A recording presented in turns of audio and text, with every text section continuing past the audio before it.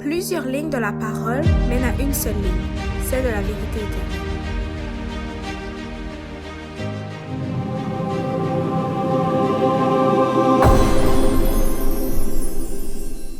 Dieu me conduit par sa bonté suprême. C'est mon berger qui me garde et qui m'aime. Rien ne me manque en ses grands pâturages. Des clairs ruisseaux, je suis les verts rivages. Et pour l'amour de son nom adorable, il me protège et rend ma paix durable. Quand il faudrait marcher dans la nuit sombre, quand de la mort je traverserai l'ombre, je n'en aurai ni terreur ni détresse, car tu te tiens auprès de moi sans cesse. Même au travers de la vallée obscure, c'est ta houlette, ô Dieu, qui me rassure. Dressant ma table ainsi qu'au jour de fête, dans ta bonté, tu répands sur ma tête l'huile odorante et ma coupe déborde. Par tes bienfaits et ta miséricorde, accompagné jusqu'à ma dernière heure. Dans ta maison, je ferai ma demeure. Bonjour à tous. Bonjour. Ceux qui nous écoutent sur le live, bonjour aussi. Donc aujourd'hui, comme dernier repas, nous allons parler du régime sanitaire. Et avant de débuter ce sujet, j'aimerais faire une courte prière avec vous.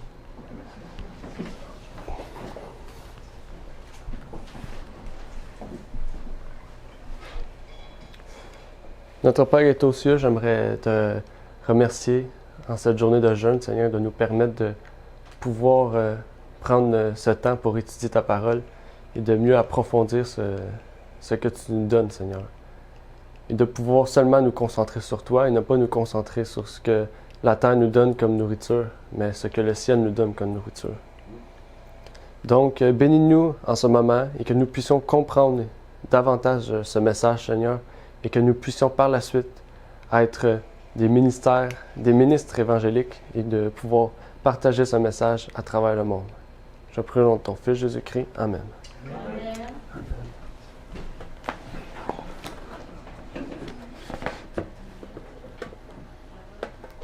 Okay.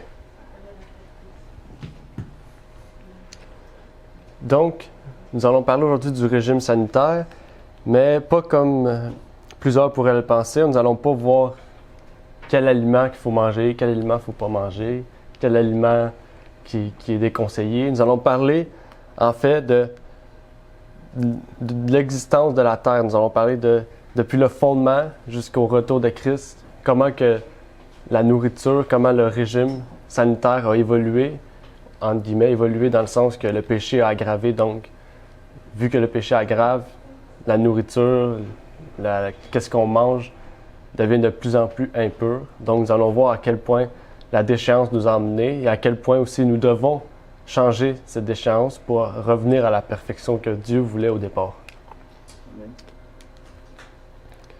Donc, les graphiques sont disponibles sur le site Ligne sur Ligne. Ceux qui sont en live, vous pouvez accéder sur le site lignesurligne.ca dans la section ressources des graphiques. Donc, le graphique, c'est sur la réforme sanitaire. Vous pouvez voir que sur l'écran, on voit une partie qui parle du Jardin d'Éden, qui est le moment de perfection, puis nous descendons jusqu'au péché, à la déchéance du péché, à la réforme sanitaire, et par la suite un retour à la perfection. Donc, nous allons voir aujourd'hui tout ce qui est marqué sur le graphique, nous allons en parler, nous allons discuter de ce sujet-là, voir bibliquement ce que la Bible nous parle, et ce que l'esprit de prophétie enseigne aussi par la suite. Donc, nous allons commencer avec le Jardin d'Éden. Il est dit dans Spiritual Gift, à la page 120, Adam et Ève en Éden étaient nobles par leur stature et parfaits par leur symétrie et leur beauté. Ils étaient sans péché et en parfaite santé. Quel contraste avec la race humaine maintenant. La beauté a disparu, la santé parfaite n'est plus connue. Partout où nous regardons, nous voyons des maladies, des difformités et l'imbécilité. Je me suis renseigné sur la cause de cette merveilleuse dégénérescence et a été renvoyé en Éden. Donc, si Ellen White a été renvoyé en Éden, en faisant des études, en regardant ce que la Bible apportait, nous devons faire les mêmes recherches. Nous devons arriver au même point qu'elle est arrivée. Nous devons retourner au Jardin d'Éden où la pureté était à son maximum, tandis qu'aujourd'hui, nous voyons que la déchéance causée par le péché. La belle Ève a été séduite par le serpent à manger du fruit, du seul arbre dont Dieu leur avait interdit de manger, voire de la toucher de peur qu'ils ne meurent. Donc, on voit qu'Ève a été séduite et elle est tombée dans une place où que la nourriture, dans le fond, était beau pour elle. C'était pas parce qu'elle avait faim, mais parce que le fruit était beau qu'elle a mangé. Pas parce qu'elle voulait le manger, mais c'est vraiment parce que, dans le fond, elle voulait, elle aimait ça. Puis donc, elle a continué à manger ce fruit qui était défendu pourtant, que Dieu avait défendu. Elle continue en disant, Ève avait tout pour la rendre heureuse. Elle avait tout, mais pourtant, elle a été séduite par un seul arbre qu'il était défendu de prendre. Elle était entourée de fruits de toutes sortes. Pourtant, le fruit de l'arbre interdit lui semblait plus désirable que le fruit de tous les autres arbres du jardin, dont elle pouvait librement se nourrir. Ses désirs étaient excessifs. Elle mangeait et sous son influence, son mari mangeait aussi. Et une malédiction s'abattait sur eux deux. La terre aussi était maudite à cause de leur péché. Et depuis la chute, l'intempérance sous presque toutes ses formes a existé. Donc, Ève a goûté aux fruits sous le fait qu'elle était intempérante. D'où la forme qu'on appelle maintenant la tempérance, que nous recherchons la tempérance dans l'appétit, dans la nourriture. L'appétit a contrôlé la raison. La famille humaine a suivi un parcours de désobéissance et comme Ève a été séduite par Satan pour ne pas tenir compte des interdictions que Dieu a faites, se flattant que la conséquence ne soit pas aussi redoutable qu'on l'avait appréhendé. La famille humaine a violé les lois de la santé et a fait des excès dans presque tous les domaines. Les maladies n'ont cessé d'augmenter, la cause a été suivie par l'effet. Dieu a donné à nos premiers parents la nourriture qu'il a conçue pour la course, la course qu'ils devraient manger. Ils étaient contraires à son plan d'avoir la vie de n'importe quelle créature pris. Donc, il ne devait pas y avoir de mort. Il ne devait pas y avoir de mort dans l'Éden. Ça répond à la question. Le fruit des arbres dans le jardin était la nourriture dont l'homme avait besoin. Donc, on voit que dans le jardin d'Éden, ils mangeaient que les fruits que les arbres leur donnaient. Ils n'avaient pas à manger ce que la terre donnait. Ils n'avaient pas à manger ce que on pourrait dire les légumineuses ou les noix. Ils mangeaient seulement les fruits que les arbres donnaient. Ce que Dieu avait donné à eux, c'était des arbres. Donc, on voit que depuis ce jour, ça l'a changé. Aujourd'hui, nous ne mangeons même plus les fruits des arbres, nous mangeons les fruits du marché qui ont été transformés on ne sait pas combien de fois. Nous devons donc nous poser des questions sur l'origine des fruits, d'où se proviennent ces fruits. Dans la lettre 72, elle écrit « Les animaux se nourrissent de céréales et d'autres végétaux. Faut-il donc animaliser les végétaux? Faut-il les faire passer dans l'organisme des animaux avant de les utiliser? Devons-nous recevoir nos végétaux en consommant la chair d'animaux morts? » Donc, là, elle pose la question à ceux qui mangent de la viande, ceux qui disent qu'ils mangent de la viande. Elle dit, est-ce qu'on doit manger la viande pour pouvoir manger les végétaux? Parce que les animaux mangent les végétaux. Ben non, si eux, ils ont la possibilité de manger des végétaux, pourquoi nous, on ne mangerait pas des végétaux? puisque eux ne se nourrissent pas de viande, ils se nourrissent de végétaux. Dieu a donné à nos premiers parents des fruits dans leur état naturel. Il a chargé Adam de garder le jardin, de le cultiver et d'en prendre soin. Il lui dit, ce sera votre nourriture. Un animal ne devait pas en détruire un autre pour produire de la nourriture.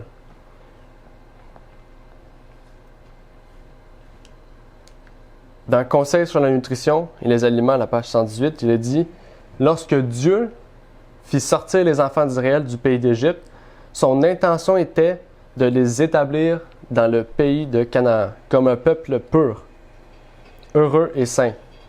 Considérons les moyens dont il s'est servi pour parvenir à ses fins. Il les soumit à une discipline qui, joyeusement acceptée, eût assuré leur bonheur, aussi bien que celui de leur postérité. Il les priva presque totalement de viande.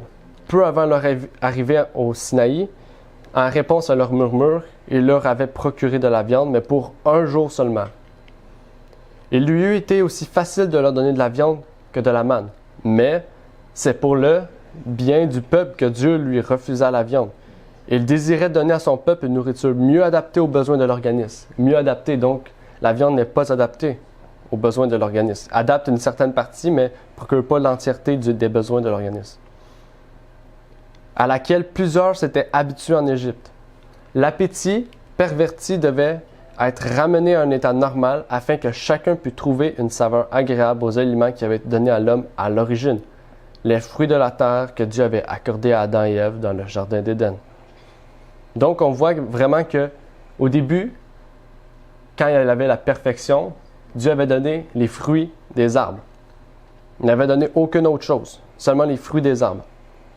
Il a même dit dans Genèse 1, versets 11 et 12, « Puis Dieu dit que la terre produit de la verdure, de l'herbe portant de la semence, des arbres fruitiers donnant du fruit, selon leur espèce, et ayant en eux leur semence sur la terre. Et cela fut ainsi. La terre produisit de la verdure, de l'herbe portant de la semence selon son espèce, et des arbres donnant du fruit, et ayant en eux leur semence selon leur espèce. Dieu vit que cela était bon. » Dans Genèse 3, verset 2, il est dit « La femme répondit au serpent, nous mangeons du fruit des arbres du jardin. » Donc on voit que non seulement l'esprit de prophétie s'accorde sur le fait que dans le jardin d'Éden, il mangeait des arbres, du fruit, mais la Bible aussi s'accorde avec ce fait-là. Donc les deux sont d'accord. Ils atterrissent à la même réponse. Donc nous devons atterrir aussi à la même conclusion. Et par la suite, on voit que à la chute de l'homme, il est arrivé quelque chose. Ils ont dû travailler de leurs mains, donc ils ont dû manger d'autres choses qui n'étaient pas seulement des arbres du fruit. Pour savoir quels sont les meilleurs aliments, il faut étudier le régime donné primitivement à l'humanité. Celui qui a créé l'homme et connaît ses besoins avait indiqué à Adam comment il devait se nourrir. Voici, avait-il dit, « Je vous donne toute herbe portant de la semence et qui est à la surface de toute la terre, et tout arbre ayant en lui du fruit d'arbre et portant de la semence. Ce sera votre nourriture. » Donc, quand ils sont chassés du paradis, ils doivent travailler de leurs mains, travailler la terre. Non seulement parce que c'est important, mais aussi pour se nourrir, pour s'en procurer, car le péché est arrivé, donc ils devaient travailler de leur force et de leurs mains, de leur sueur, de leur front. Chassé du paradis pour gagner son pain en cultivant un sol maudit, l'homme reçut alors la permission de manger l'herbe des champs. Donc on voit ici, on va lire ce qui a été donné après le péché. Les céréales, les fruits et les légumes sont donc les aliments que Dieu nous offre. Okay? Ici, elle ne parle pas on pourrait dire des noix, on appelle ça des oléogineux. Donc, ici, on n'en parle pas, mais dans d'autres livres, on voit qu'elle en parle comme aussi faisant partie du régime primitif de l'humanité après le péché. Donc, c'est des choses qu'on peut prendre. Céréales, fruits, légumes, olégogéneux. OK? À l'état naturel ou apprêté d'une manière très simple, il constitue le régime le plus sain et le plus nourrissant. Il donne une force, une endurance et une vigueur physique et intellectuelle qu'une nourriture plus compliquée et plus stimulante ne saurait fournir. Dans le rayon de santé à la page 88. Et Genèse aussi est en accord avec ça. Genèse 3, verset 18 nous dit « Il te produira des épines et des ronges, et tu mangeras de l'herbe des champs. » Donc, on voit qu'ils ont commencé à manger ce que la terre produisait. Non seulement ce que les arbres produisaient, mais aussi la terre. Donc, on voit qu'il y a les légumes, parce que les légumes poussent dans la terre, les fruits poussent dans les arbres, donc ils mangeaient plus seulement les fruits, mais aussi les légumes et les céréales. Et encore, après à la déchéance du péché, donc après l'arche de Noé, il y a eu un autre moment où la déchéance s'est encore plus aggravée, non à cause de seulement Noé, mais à cause du péché que le peuple auparavant avait commis. Ellen White nous dit « Tout ce qui aurait pu servir de subsistance à l'homme avait été détruit. C'est pourquoi Dieu permet à Noé de manger de la chair des animaux purs qu'il avait introduits dans l'arche. Mais la viande ne constituait pas pour l'homme l'aliment le plus sain. » OK? Ça, elle est d'accord avec ça. C'était pas l'aliment le plus sain, mais vu qu'il n'y avait plus rien, il devait se nourrir. Dans l'arche, il devait se nourrir. Il mangeait quoi? Il mangeait des animaux purs. Les hommes qui vivaient avant le déluge mangeaient des éléments carnés et satisfaisaient leur appétit jusqu'à ce que la coupe de leur iniquité fût pleine. Et Dieu purifia alors la terre de cette corruption morale par un déluge. Alors la troisième malédiction déferla sur la terre. La première malédiction fut prononcée sur la postérité d'Abraham et sur la terre comme conséquence de la désobéissance. La deuxième malédiction qui frappa la terre survint à la suite du meurtre d'Abel par Caïn. La troisième malédiction prononcée par Dieu, plus terrible encore que les autres, se déchaîna sur la terre par le déluge. Après le déluge, les hommes se mirent à manger de la viande librement. Dieu vit que leur vie s'était corrompue et qu'ils cherchaient à s'élever orgueilleusement contre leur Créateur et à obéir aux inclinations de leur cœur.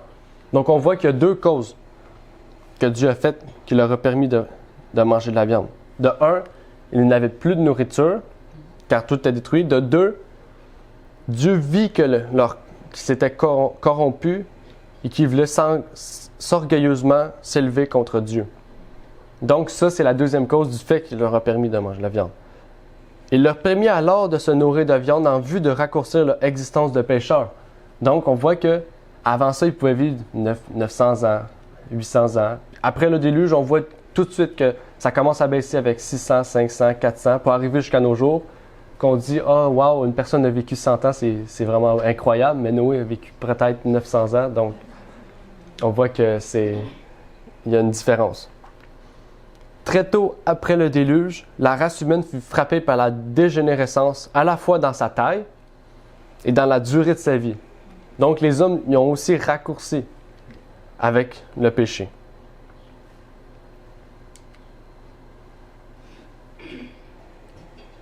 Elle nous cite aussi dans un autre livre, « Avant cette époque, Dieu n'avait donné à l'homme aucune permission de manger de la nourriture animale. Toute subsistance vivante sur la terre, sur la surface de la terre, sur laquelle l'homme pouvait subsister, avait été détruit. C'est pourquoi Dieu donna à Noé la permission de manger des bêtes pures qu'il avait amenées avec lui dans l'arche. Dieu dit à Noé, « Tout ce qui bouge et qui est vivant sera pour toi de la nourriture, comme l'herbe verte que je t'ai donnée. » Comme Dieu leur avait autrefois donné l'herbe de la terre et le fruit des champs, maintenant, dans les circonstances particulières dans lesquelles ils sont placés, il leur permit de manger de la nourriture animale. Pourtant, j'ai vu que la chair des animaux n'était pas l'aliment le plus sain pour l'homme. Toute la surface de la terre a été changée lors du déluge. Une troisième terrible malédiction reposait maintenant sur elle, conséquence de la transgression de l'homme. Les beaux arbres et les arbustes portant des fleurs furent détruits. Mais Noé conserva des graines et les importa avec lui dans l'arche. Okay? Ça, la Bible aussi relate ce fait-là, puisque par la suite, on voit que Noé a planté des fruits pour faire du vin. Puis on se rappelle de l'histoire avec ses fils, puis la malédiction. Dieu, par son pouvoir miraculeux, préserva quelques-unes des différentes sortes d'arbres et d'arbustes vivants pour la génération future. Donc on voit que après le déluge, il y a eu une disparition aussi d'arbres et d'arbustes. Parce que on voit ici qu'il est écrit « Il préserva quelques-unes des différentes sortes d'arbres et d'arbustes. » Donc, il n'y avait pas tous les arbres, tous les arbustes qu'il y avait auparavant. Peu après le déluge, les arbres et les plantes semblaient sortir des rochers. Dans la providence de Dieu, des graines ont été dispersées et poussées dans les fissures des roches. Ici, sont solidement cachés pour l'usage futur de l'homme. Dans Genèse 9, au verset 1 à 4, il est dit « Dieu bénit Noé et ses fils et leur dit « Soyez féconds, multipliez-vous et remplissez la terre. Vous serez un sujet de crainte et d'effroi pour tout animal de la terre, pour tout oiseau du ciel, pour tout ce qui se meut sur la terre et pour tous les poissons de la mer. Ils sont livrés entre vos mains. Tout ce qui se meut et qui a vie vous servira de nourriture. Je vous donne tout cela comme l'herbe verte. Seulement, vous ne mangerez point de chair avec son âme, avec son sang. » OK? Puis on voit aussi que les viandes pures et impures ont été décrites dans le Lévitique, qu'on pourrait lire, mais on va passer puisque c'est quelque chose qu'on connaît très bien. Mais on voit qu'il nomme la plupart des animaux, des oiseaux, des poissons, même des insectes qu'on peut et qu'on ne peut manger. Et c'est relaté aussi dans Deutéronome 14, du verset 1 à 21. Donc, pour terminer dans la partie de l'arche de Noé, on peut voir qu'au début, Dieu avait donné des fruits, ce qui signifie que c'était la perfection. Dieu avait donné la perfection des fruits des arbres. Après, on voit qu'il a atteint le péché après la déchéance de Ève et Adam.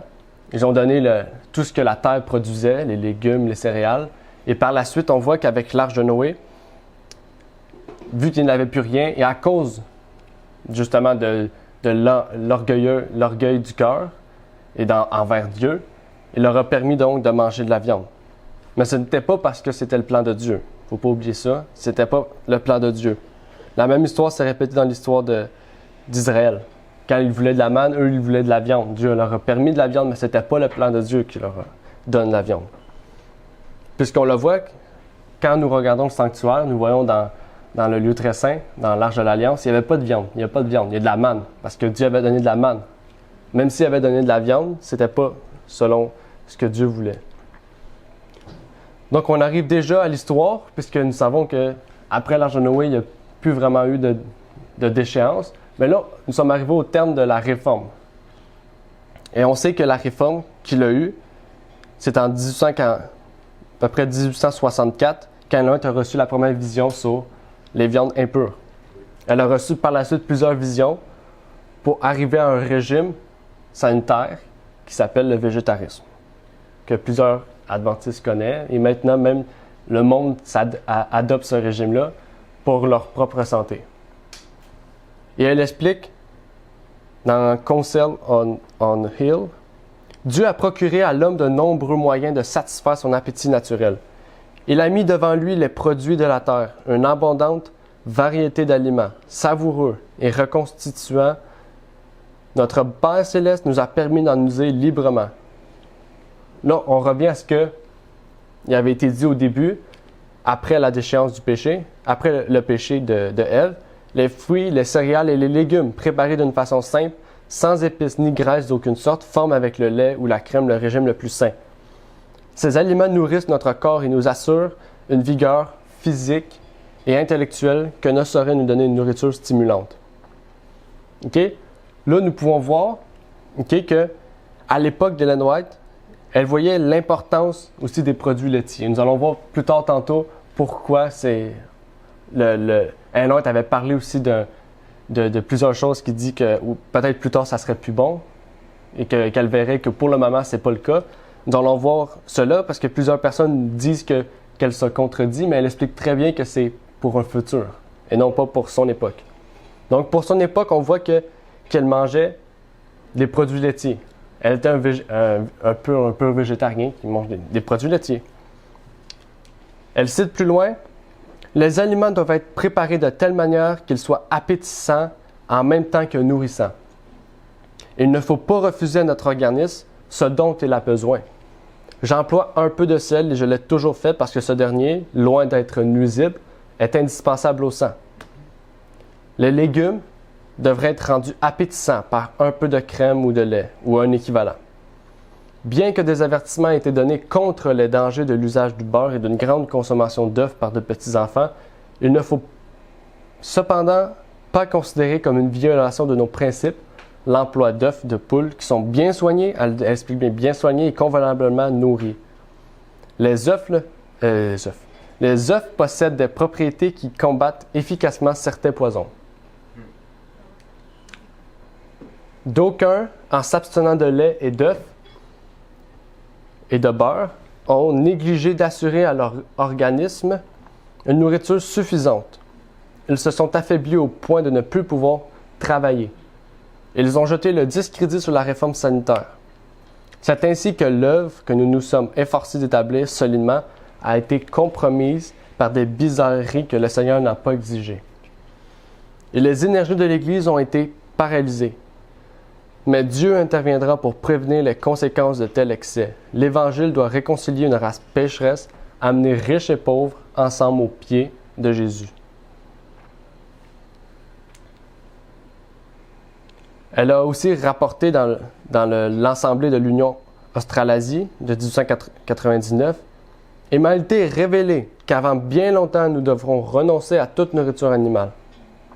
Nous devrons même écarter le lait. La maladie se répand rapidement. » Là, on voit qu'elle dit « Nous devrons renoncer à la nourriture animale et bientôt, nous devrons même renoncer. » Elle dit là le lait, mais plus tard, nous allons voir qu'elle explique beaucoup de choses par rapport à ça. La malédiction divine frappe la terre provoquée par le péché de l'homme. Plus le temps avance, plus le péché abonde. Plus la malédiction divine va frapper. Les habitudes et les façons de faire des hommes ont amené la terre à une telle condition que la famille humaine doit substituer au régime carné un régime tout différent. La viande ne nous est pas du tout indispensable. Dieu peut nous offrir une nourriture tout autre. Elle explique ici, le temps viendra où la consommation de lait comportera un danger. Mais si les vaches sont saines et que le lait est convenablement bouilli, il n'est pas nécessaire de soulever ce problème avant l'heure. Donc, si elle dit avant l'heure, ça veut dire qu'il y aura une heure ou que ça sera fini. Que personne ne prétende devoir apporter un message indiquant ce que nos membres ont à mettre sur leur table dans chaque cas particulier. Ceux qui versent dans les extrêmes finiront par se rendre compte que les résultats obtenus ne correspondent pas à ceux qu'ils s'étaient imaginés. Ça revient à ce qu'on disait tantôt. Ceux qui vont dans l'extrême peuvent faire en sorte que le régime sanitaire soit un régime presque satanique, un régime presque malveillant. Donc, il ne faut vraiment pas y aller avant l'heure. Mais aujourd'hui, est-ce que nous sommes dans l'heure? Amen. Amen. C'est un constat. Le Seigneur nous conduira de sa main droite à condition que nous soyons disposés à être conduits. L'amour et la pureté sont les fruits que l'on trouve sur un arbre saint. Quiconque aime est né de Dieu et connaît Dieu. Donc, nous arrivons, on pourrait dire, à notre époque, même s'il n'y a pas vraiment d'époque qui est citée par Ellen White, mais on voit les résultats. On voit beaucoup dans les années 1900, 1960, 1970, plusieurs maladies qui sont arrivées avec la vache folle, plusieurs autres maladies sur les poulets, sur le cochon, ça il y en a déjà, mais sur le bœuf, sur la vache, toutes ces maladies se sont créées. Donc, on voit que la maladie augmente non seulement chez les humains, mais aussi chez les animaux. Donc, elle explique ici, le lait, les œufs et le beurre ne devraient pas être classés avec la viande. Dans certains cas, l'usage des œufs est indiqué. Là, elle dit, le moment n'est pas encore venu où le lait et les œufs doivent être tout à fait écartés. C'est-à-dire qu'il y aura un moment. Il est des familles pauvres dont le régime consiste en grande partie de pain et de lait. Et ça a été un constat beaucoup, même ici au Québec, ça a été un constat au début 1900 que les gens mangeaient beaucoup de pain, beaucoup de lait parce qu'ils étaient pauvres. Elles ont peu de fruits et ne peuvent acheter des noix. En enseignant la réforme sanitaire comme dans tout autre travail évangélique, il faut prendre les gens où ils sont. jusqu'à ce que nous puissions leur apprendre à préparer des aliments sains, qui soient appétissants, nourrissants et en même temps peu coûteux. Nous ne sommes pas libres de leur présenter les idées les plus avancées concernant la réforme sanitaire. Donc, on voit que la réforme sanitaire, c'est un point important non seulement pour l'adventisme, mais pour le monde en général. Mais il faut prendre les gens où ils sont. Il faut leur présenter Christ, mais qu'ils veulent avancer avec Christ et qu'ils nous suivent, nous, on pourrait dire pas à plein temps, mais qu'ils soient constamment avec nous. Ils vont s'adapter à ce que nous professons ou nous faisons. Puisque s'ils nous suivent, c'est parce qu'ils veulent nous suivre.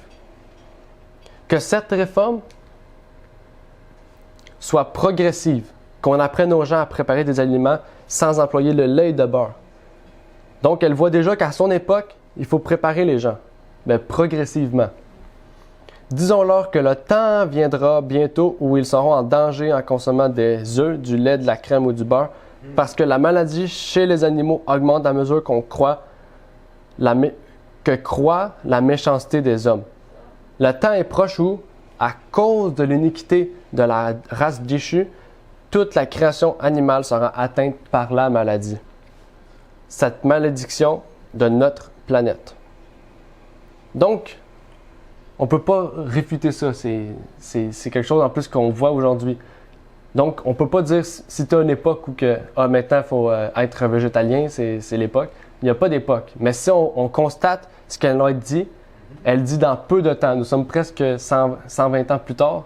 Le peu de temps, c'est peut-être passé si on regarde ça logiquement. Donc, il faut y aller progressivement. Ce n'est pas un changement ardu ou un changement d'un coup sec. Il faut y aller progressivement pour que justement notre corps s'habitue et aussi qu'on puisse trouver ce qui est nourrissant pour notre corps, les remplacements. Elle continue en disant « Le temps est proche où, à cause de l'iniquité de la rage déçue, toute la création animale sera atteinte par la maladie. Cette malédiction de notre planète. Dieu donnera à son peuple des capacités et du savoir-faire pour préparer des aliments sains en dehors de ces choses. Que nos membres d'Église s'abstiennent de tout aliment malsain. » Donc, on pourrait répéter ça aujourd'hui. Que nos membres d'Église s'abstiennent de tout aliment malsain. Donc, on sait de quel aliment on parle. On parle plus seulement de la viande, on parle de tout ce que le reste des animaux produit. Et pour terminer, nous allons faire la section du second retour. Nous allons voir que le second retour, c'est un retour à la perfection que Dieu avait donné à son peuple. Le grand amour et la condescendance de Dieu en donnant son Fils pour qu'il mourût, afin que nous ayons le pardon et la vie, me furent présentés.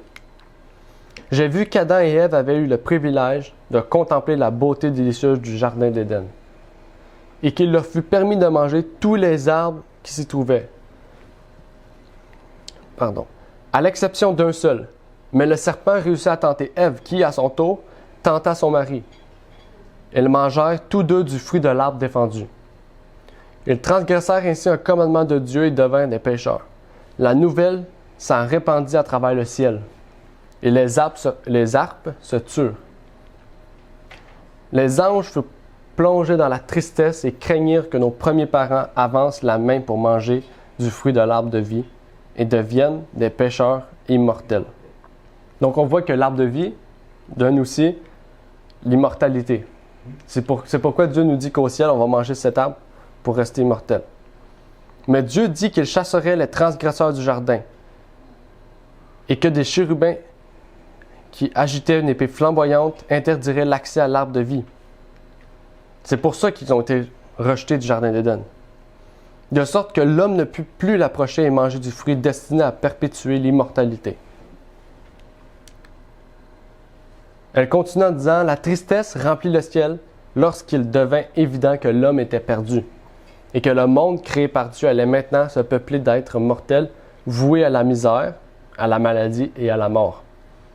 Nul ne pourrait y échapper. Toute la famille d'Adam devrait mourir. Je vis alors Jésus, sur son visage, se lisait une expression de sympathie et de tristesse. Je le vis s'approcher de la lumière éblouissante qui entourait le Père. L'ange qui m'accompagnait me dit « Il y a un entretien secret avec son Père. » Est-ce que c'était le plan du salut? Est-ce que c'est pas écrit? Donc, on ne peut pas répondre. L'anxiété des anges était alors intense. 3 fois, Jésus pénétra dans cette lumière éclatante. La 3e fois qu'il se sépara du Père, nous pûmes voir sa personne. Son visage était calme, ne reflétant aucune anxiété, aucun souci, aucune affliction. Il s'en dégageait une expression de bonté impossible à décrire. Il fit alors savoir aux armées angéliques qu'il y avait un moyen de salut pour l'homme pécheur. Donc, on a la réponse à ce que plus haut il était cité. Il avait plaidé auprès du Père et obtenu la permission de donner sa vie en rançon pour la race perdue. Il se chargerait de ses péchés. Il mourrait pour elle, afin d'ouvrir la voie par laquelle les hommes pourraient, par les mérites de son sang, trouver le pardon de leurs transgressions. Et par l'obéissance, être réintégrés dans le jardin d'où ils avaient été chassés. Donc, par la mort de Christ, nous pourrions alors retourner dans le jardin que Dieu avait promis à son peuple. Il aurait ainsi à nouveau accès à l'arbre de vie qui leur avait été interdit.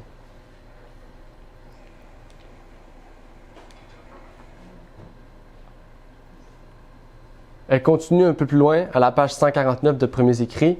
« Le ciel se remplit de douleur lorsque l'on sut que l'homme était perdu et que ce monde créé par Dieu serait peuplé d'être condamné à la misère, à la maladie et à la mort, sans espoir de salut. Toute la famille d'Adam devait périr.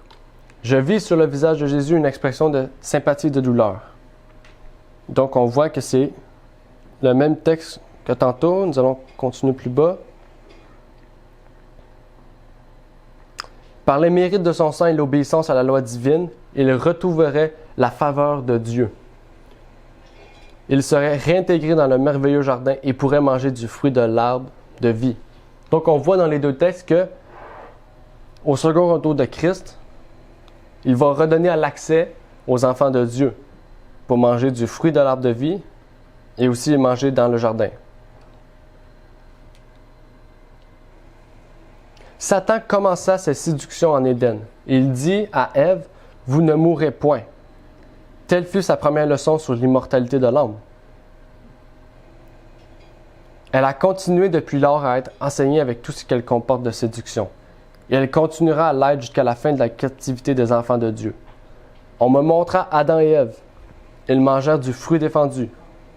Et alors, une épée flamboyante leur interdit l'accès à l'arbre de vie. Ils furent alors chassés du jardin, afin qu'ils ne mangent pas du fruit de cet arbre et ne soient pas des pécheurs immortels. Le fruit de l'arbre de vie avait pour but de perpétuer l'immortalité. J'entendis un ange demander « Quel est le membre de la famille d'Adam qui n'a pas été arrêté par l'épée flamboyante et a mangé du fruit de l'arbre de vie? » J'entendis un autre ange répondre « Aucun membre de la famille d'Adam n'a jamais dépassé cette épée et n'a mangé du fruit de cet arbre. C'est pourquoi il n'y a pas de pécheur immortel. L'âme qui pêche mourra de mort éternelle, une mort dont il n'y a aucun espoir de résurrection, et alors la colère de Dieu sera apaisée. »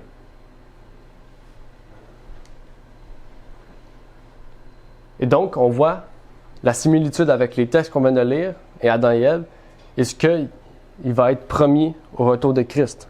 « Je vis alors Jésus conduire son peuple vers l'arbre de vie. Il fait entendre de nouveau sa voix, aimable, plus sublime qu'aucune musique ayant jamais frappé l'oreille humaine. Les feuilles de cet arbre, dit-il, sont pour la guérison des nations. Mangez-en tous. L'arbre de vie était chargé des plus beaux fruits. Les saints pouvaient en cueillir librement. Dans la cité, il y avait un trône splendide, d'où procédait un fleuve d'eau vive, pure comme du cristal. Sur chaque rive du fleuve était l'arbre de vie, portant des fruits bons à manger. Donc on voit que ceux qui veulent et ceux que Dieu va leur donner accès pourront aller manger du fruit au ciel, du fruit des arbres. De chaque côté de cette belle rivière se trouvait l'arbre de vie et les saints rachetés qui ont aimé Dieu et gardé ses commandements ici entreront par les portes de la cité et auront droit à l'arbre de vie. Et pour terminer, Apocalypse 22, verset 2 nous dit « Au milieu de la place de la ville et sur les deux bords du fleuve, il y avait un arbre de vie, produisant 12 fois des fruits, rendant son fruit chaque mois et dont les feuilles servaient à la guérison des nations. » Donc, on voit que c'est plus précis encore. À chaque mois, le fruit se renouvelle. Donc, à chaque mois, il faudra en manger pour avoir l'immortalité. Et c'est ce que Dieu a promis à son peuple. Est-ce que vous voulez désirer aller au ciel pour manger ce fruit? Amen. Alors, comme il est dit plus haut, c'est pour ceux qui ont aimé Dieu et gardé ses commandements qui pourront entrer dans la cité. Donc, on voit que la perfection avait été donnée au peuple, à Adam et Ève et ses descendants, et que Ève a succombé à Satan et Adam par la suite à Ève, et que le péché par la suite a rentré dans le monde. Et qu'il devait manger donc des légumes et d'autres choses qui leur avaient été données. Mais que par la suite, la viande avait été donnée, et c'est ce qu'on appelle la déchéance du péché, et que par la suite, le peuple adventiste a reçu les lumières pour apporter la réforme sanitaire. Et qu'aujourd'hui, non seulement les adventistes devraient, et certains le suivent, mais aussi le monde suive ce que l'adventiste a démontré déjà 150 ans auparavant. Donc, nous devons nous poser des questions sur ça. Est-ce que nous devons rester dans ce qu'Ellen White appelle le végétarisme, ou est-ce que nous devons suivre ce qu'Ellen White avait dit que dans quelques années, la maladie attaquera sur justement ces produits laitiers? Nous devons donc nous conformer. Et par ce jeûne, nous pouvons comprendre davantage cela.